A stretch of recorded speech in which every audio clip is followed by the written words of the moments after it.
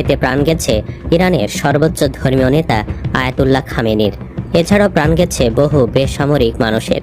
জানা গেছে ইরানে হামলা শুরু নেপথ্যে রয়েছে মুসলিম নামধারী শয়তান শাসকের দেশ সৌদি আরব। ট্রাম্পের জারজ সন্তান হিসেবে খ্যাত সৌদি যুবরাজ মোহাম্মদ বিন সালমানের চাপেই ইরানে হামলা শুরু হয়েছে বলে জানা গেছে। বেঈমান সৌদির এই অপকর্মের জন্য এখন চরম মূল্য দিতে হচ্ছে। দেশটিতে একের পর এক বৃষ্টির মতো মিসাইল মারছে ইরান। এই সৌদি রাজ পরিবারের শয়তানির কারণে আর রক্তে রঞ্জিত হচ্ছে মহানবীর স্মৃতি বিজড়িত সৌদির পুণ্যভূমি। এখন পর্যন্ত কি পরিমাণ ক্ষয়ক্ষতি হলো সৌদির। এছাড়াও যুবরাজ মোহাম্মদ বিন সালমানের নারীবাজি অপকর্ম ও তাদের ভয়ঙ্কর ইতিহাস জানতে ভিডিওটি 1 সেকেন্ডও না টেনে শেষ পর্যন্ত দেখতে থাকুন। সৌদি আরব নামে মুসলিম দেশ হলেও এই মুহূর্তে সৌদি মুসলিমদের সবচেয়ে বড় শত্রু। দেশটির শাসকরা সবাই আমেরিকাপন্থী। হজ ব্যবসা আর ভূগর্ভস্থ তেল বিক্রি করে আরামায়েশে দিন কাটানো দেশটির সবচেয়ে বেশি ক্ষতি করছে মুসলিমদেরই। সম্প্রতি ইরানের সাথে কঠিন এক বেইমানির খেলা খেলেছে সৌদি আরব। রয়টার্স বলছে, ইরানে হামলা না করার জন্য সৌদি যুবরাজ প্রকাশ্যে যুক্তরাষ্ট্রের বিরোধিতা করত। তেহরানে হামলা চালানোর জন্য সৌদির ভূখণ্ড ব্যবহার করা যাবে না বলতো সৌদি রাজ পরিবার, কিন্তু ভেতরে ভেতরে চলত অন্য কিছু। মার্কিন প্রেসিডেন্ট ডোনাল্ড ট্রাম্পের সঙ্গে কথা বলার সময় ইরানে হামলা নিয়ে ভিন্ন কথা বলতেন সৌদি যুবরাজ। তিনি ট্রাম্পকে সতর্ক করতেন ইরানে হামলা চালাতে যুক্তরাষ্ট্র পদক্ষেপ না নিলে পরিণতি খারাপ হবে। দুটি সূত্র রয়টার্সকে জানিয়েছে, ইরানে হামলা শুরুর কিছুক্ষণ আগে খামেনি নিরাপদ একটি স্থানে তার 2 সিনিয়র উপদেষ্টা আলী লারিজানি এবং আলী শামখানির সঙ্গে বৈঠক করছিলেন। এরপরে সেখানে অতর্কিত হামলা চালায় ইসরায়েল যুক্তরাষ্ট্র। রিপোর্টে বলেছে, সৌদি ও ইসরায়েল ট্রাম্পকে ইরানের সর্বোচ্চ নেতা খামেনিকে ক্ষমতা থেকে উৎখাতের জন্য অভিযান চালাতে উদ্বুদ্ধ করেছে। রিপোর্টে আরও বলা হয়েছে, ইসরায়েল সৌদি চাপে ট্রাম্প ইরানে হামলা শুরু করেছে। ইরানে হামলা শুরু করার জন্য ট্রাম্পের সঙ্গে একাধিকবার কথা বলেছেন সৌদি যুবরাজ, অথচ প্রকাশ্যে তিনি ভিন্ন কথা বলতেন। অথচ এর আগে যুবরাজ সালমান ইরানের প্রেসিডেন্ট মাসুদ পেজেশকিয়ানকে বলেছিলেন, তেহরানে হামলার জন্য সৌদি আরব তার আকাশসীমা বা ভূখণ্ড ব্যবহার করতে দেবে না। হ্যাঁ, এটাই সৌদির বেইমানি, যা এখন প্রকাশ্যে এসে গেছে। সবকিছু জানাজানি হবার পর সর্বশেষ খবরে জানা গেছে, সৌদি আরবে অবস্থিত মার্কিন সামরিক ঘাঁটিতে হামলা চালিয়েছে ইরান। এর আগে সৌদিতে অবস্থিত মার্কিন 5ম নৌবহরের সদর দফতরেও হামলার দাবি করেছে ইরান। বিভিন্ন সংবাদ মাধ্যমের প্রতিবেদনে বলা হয়েছে, ওই স্থাপনায় ক্ষয়ক্ষতি হয়েছে। পাশাপাশি কুয়েত, কাতার ও আরব আমিরাতে অবস্থিত মার্কিন সামরিক স্থাপনাগুলোতেও লক্ষ্য করে ক্ষেপণাস্ত্র ছোড়া হয়েছে। এখানে শেষ নয়, সৌদি রয়েছে বিশাল এক বেইমানির ইতিহাস। প্রকৃত মুসলিমদের থেকে বর্তমান রাজপরিবার দখল করে নেয় মহানবীর প্রিয় দেশটিকে। এমনকি ইসরায়েল রাষ্ট্র প্রতিষ্ঠাতেও হাত রয়েছে সৌদির। 1932 সালে সাম্রাজ্যবাদী ব্রিটিশ সরকারের সেবাদাস আব্দুল আজিজ ইবনে সৌদ ব্রিটেনের অনুমতি নিয়ে হিজাজের নাম পরিবর্তন করে নিজ বংশের নাম অনুযায়ী মহানবী সাল্লাল্লাহু আলাইহি সাল্লামের স্মৃতি বিজড়িত বিশাল আরব ভূখণ্ডের নাম রাখে সৌদি আরব। রক্তপাত, অসংখ্য মানুষ মেরে ও প্রতারণার মাধ্যমে বর্তমান রাজপরিবার দখল করেছিল হিজাজ। বর্তমানে সৌদি আরবে বিশ্বের একমাত্র দেশ যার নামকরণ করা হয়েছে দেশটির সংখ্যালঘু একটি গোত্রের নাম অনুসারে। আব্দুল আজিজ ইবনে সৌদ ছিল নজদ নামক মরু অঞ্চলের অধিবাসী। রাজনৈতিক স্বার্থ হাসিলের জন্য সে ওয়াহাবি সম্প্রদায়ের সঙ্গে জোটবদ্ধ হয়। মুসলমানদের মধ্যে বিভেদ সৃষ্টির জন্য ইংরেজদের পৃষ্ঠপোষকতায় এই উগ্র মতবাদটির জন্ম দেওয়া হয়েছে বলে মনে করা হয়। ব্রিটিশরা ওসমানী খেলাফত তথা অটোমান তুর্কি সাম্রাজ্যের বিরুদ্ধে ব্যবহার করার জন্য ইবনে সৌদকে গুপ্তচর হিসাবে বেছে নেয় এবং এর জন্য তাকে প্রতি মাসে 5000 পাউন্ড ভাতা দেওয়ার ব্যবস্থা করে।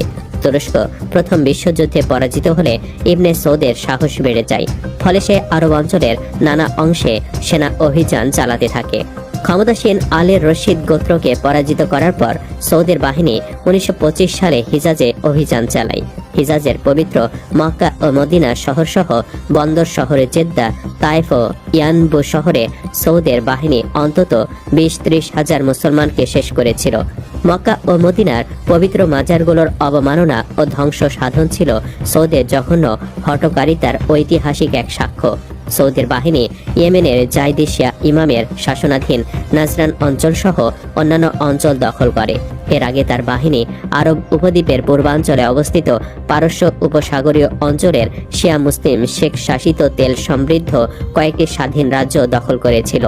এরপর ব্রিটিশ সাম্রাজ্যবাদীরা তাদের আরেক অনুচর হিজাজের শরীফ হুসাইনকে পুরস্কার দেওয়ার জন্য তার দুই পুত্র ফয়সল ও আবদুল্লাহকে যথাক্রমে ইরাক এবং জর্ডান নামক দেশের শাসক হিসাবে নিয়োগ দেয়।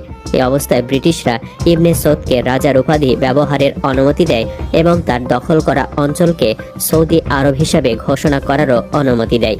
অবশ্য এসব অনুমতি ব্রিটিশরা তখনই দেয় যখন ইবনে সৌদ এই প্রতিশ্রুতি দেয় যে সে ফিলিস্তিনে অবৈধ ইহুদিবাদী রাষ্ট্র ইসরায়েল প্রতিষ্ঠার কোনো বিরোধিতা করবে না। 1917 সালে 2 নভেম্বর ব্রিটিশ পররাষ্ট্রমন্ত্রী বেলফোর ফিলিস্তিনে ইসরায়েল রাষ্ট্র প্রতিষ্ঠা করা হবে বলে ঘোষণা দিয়েছিলেন। ওই ঘোষণা বেলফোর ঘোষণা নামে ইতিহাসে খ্যাত। এই ঘোষণা দেওয়ার আগে ব্রিটিশরা সৌদি রাজা আব্দুল আজিজের কাছ থেকে লিখিত সম্মতিপত্র আদায় করেছিল। ওই চিঠিতে লেখা ছিল, আমি বাদশাহ আব্দুল আজিজ ইবনে আব্দুর রহমান ফয়সলের বংশধর ও সৌদের বংশধর। হাজারবার স্বীকার করছি ও জেনে শুনে বলছি যে গরিব ইহুদিদেরকে বা অন্য কাউকে ব্রিটিশ সরকার যদি ফিলিস্তিন দান করে দেন তাহলে এতে আমার কোনো ধরনের আপত্তি নেই। বস্তুত আমি কিয়ামত পর্যন্ত ব্রিটিশ সরকারের অভিমতের বাহিরে যাব না। এরপর 1945 সালে বাদশাহ আব্দুল আজিজ সৌদ ইহুদিবাদী ইসরায়েল গঠনের বিরুদ্ধে পত্রপত্রিকায় বিবৃতি দিয়ে বসে।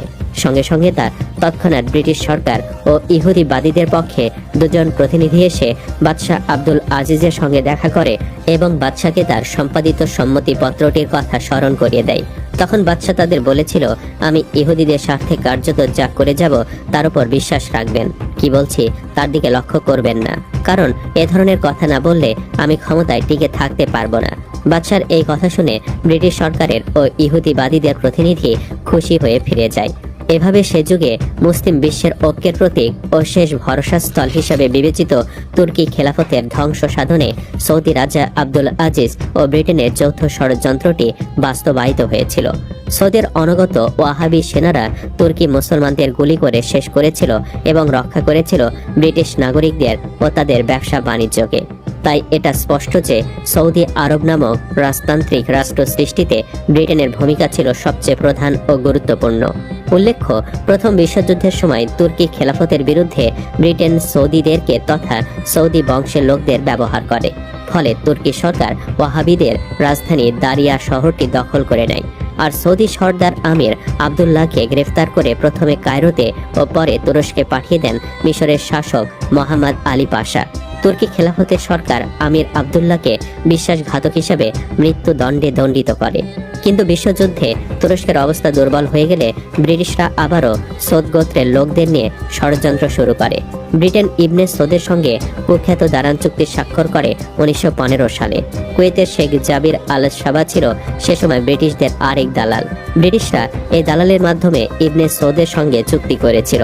চুক্তি অনুযায়ী ব্রিটিশ সরকার সৌদ পরিবারকে প্রতি বছর 60,000 পাউন্ড ভাতা দিতে থাকে।